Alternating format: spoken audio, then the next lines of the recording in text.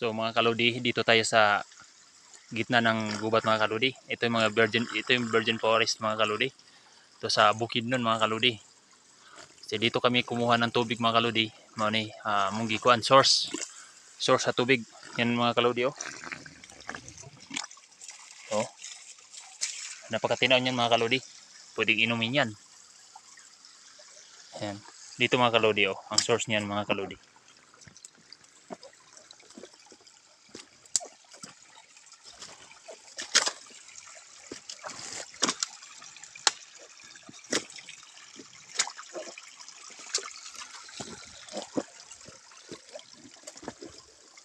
Mga kaludi oh.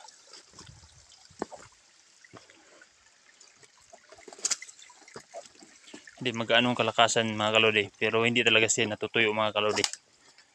Kahit maliit lang na ilog ito mga kaludi, sapa ang tawag.